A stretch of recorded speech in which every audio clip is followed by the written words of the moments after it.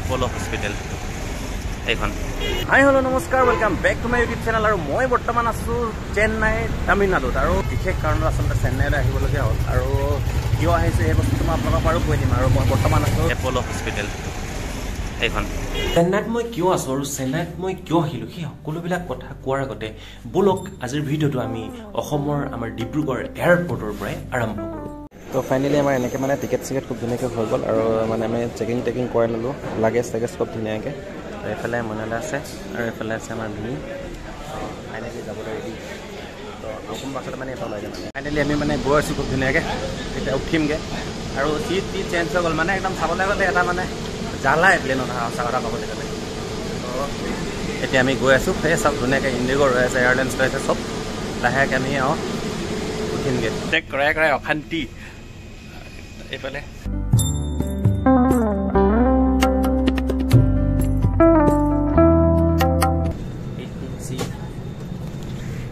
মানে check আউটৰ process পূৰা হোৱাৰ পিছত আমি খুব ধুনীয়াকৈ মানে আমাৰ প্লেনখনৰ ওপৰলৈ গতি কৰিলে।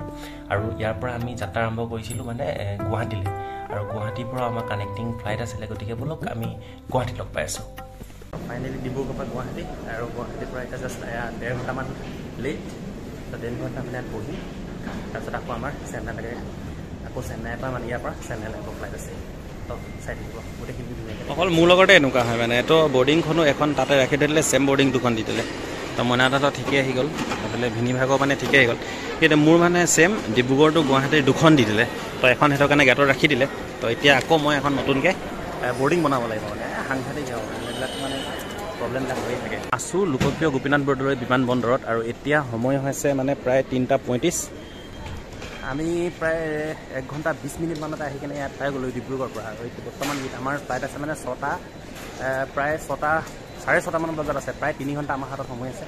তো সেইটো কাৰণে মানে খুব ধুনীয়াকৈ ইয়াতে আৰু ফুলৰ কালেকশ্যন আৰু এনেই বিমানবন্দৰটোৰ চাৰিওফালে দৃশ্য চাই আছোঁ। লেমনদা আৰু মই পৰিৱেশটো চাওঁ। ইয়াতে মানে এয়াৰপৰ্টৰ ভিতৰত ইমানেই বস্তুবিলাক দাম। এটা ৰোলৰ দাম 340 টকা, সাধাৰণ এটা ৰোলৰ দাম।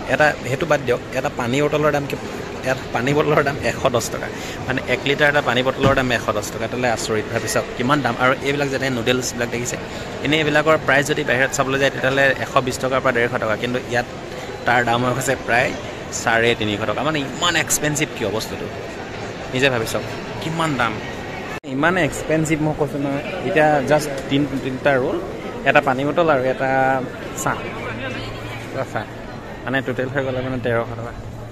ইমান বেছি দেখা যাব। ফাইনেলি আমাৰ 2 নম্বৰখন ফ্লাইট গুৱাহাটীৰ পৰা চেন্নাইলৈ এখন চাওক। এখনত এতিয়া উঠিম মানে খুব ধুনীয়াকৈ। টাইম এতিয়া হৈ গ'ল 9:20 ৰাতি। এয়া হৈ গ'ল এতিয়া পৰিৱেশ। অলপ পাছত আমি লেণ্ড কৰিম চেন্নাইত। ফাইনেলি খুব ধুনীয়াকৈ আমি এতিয়া চেন্নাই এয়াৰপৰ্টত পাই গ'লোহি। তো ইয়াৰ পাছত পৰা মানে উবেৰ চুবেৰ লৈ পেলাই আমি একদম আমি থাকিবলৈ মানে জেগা এটা বিচাৰিম আৰু তাত এয়া ফাইনেলি পাই গ'লো। চাওক এইটো হৈছে Chennai airport, Chennai international airport. তো প্লেনত অহাও মানে এটা জ্বালা মানে।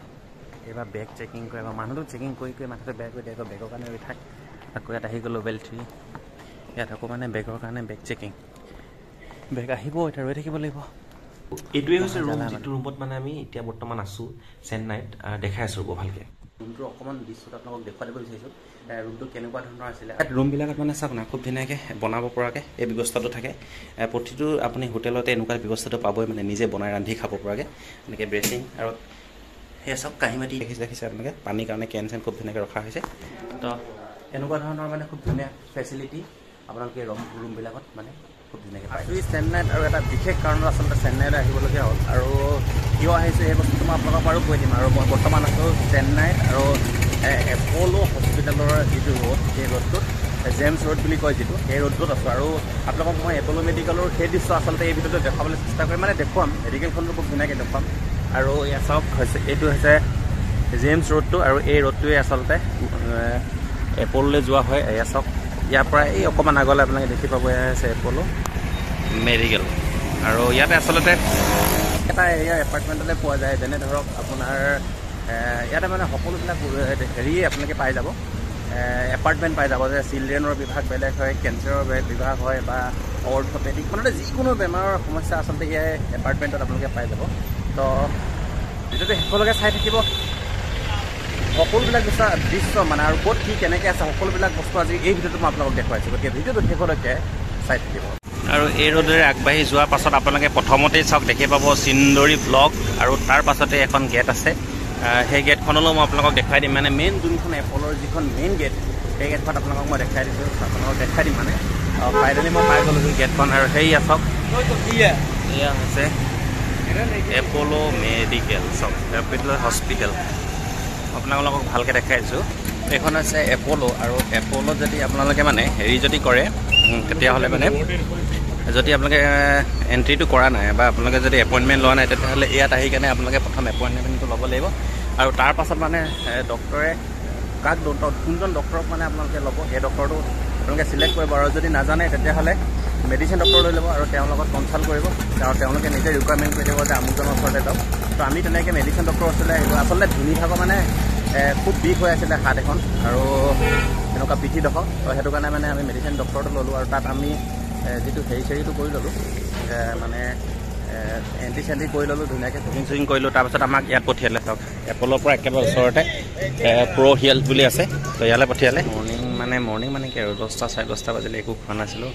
ইয়াত খাইছোঁ চাওক না ধোচা এটা আৰু লগত কিবা এটা দিছে এইটো আৰু লগত এটা অমলেট, এইখিনি চচ নেকি। তো ট্ৰাইটো কৰি ল'ম কেনেকুৱা লাগে নেকি। খাই ভাল লগা নাই যদি উপায় নাই, কাৰণ খাবই লাগিব, পেটটো ভৰাবই লাগিব আৰু সেইবাবে খাইছোঁ। আৰু এইখিনিতে আপোনালোকক এটা ইনফৰ্মেশ্যন দি দিওঁ, খুব ভাল ইনফৰ্মেশ্যন এটা মনত ৰাখিব। আপোনালোকে যদি এপল'লৈ আহে আৰু এপল'ত যদি আপোনালোকে নতুন তেতিয়াহ'লে এপল'ৰ ভিতৰতে এটা মেইন ব্লক বুলি আছে। এই মেইন ব্লক এইটোৱে হৈছে আৰু ইয়াৰ কিনাৰতে এটা নৰ্থ ইষ্ট হেল্থ চেণ্টাৰ আছে, যিটোত আপোনালোকে যদি একো নাজানে তেতিয়াহ'লে সেইটো চেণ্টাৰটোলৈ যাব আৰু তাত আপোনালোকক সকলোবিলাক কথা খুব ধুনীয়াকৈ বুজাই দিব, পূৰা হেল্প কৰিব। আমাৰ মেডিকেলৰ সকলোবিলাক কাম হোৱাৰ পাছতে মানে আমি খুব ধুনীয়াকৈ আমাৰ ৰুমৰ ওচৰতে থকা ইণ্ডিয়ান অ'চেণ্টলৈ গৈছিলোঁ আৰু তাত থকাৰ বিভিন্ন পৰিৱেশ চাইছিলোঁ, তাৰ সাগৰীয় মাছবিলাক চাইছিলোঁ। এই ভিডিঅ'টো যদি আপোনালোকে চাব বিচাৰে সাগৰলৈ যোৱা ভিডিঅ'টো, তেতিয়াহ'লে ইয়াৰ পাছতে সেই ভিডিঅ'টো আহিব, গতিকে চাবলৈ নাপাহৰিব। সকলো ভালে থাকক, সুস্থ থাকক। গতিকে আজিলৈ বাই বাই।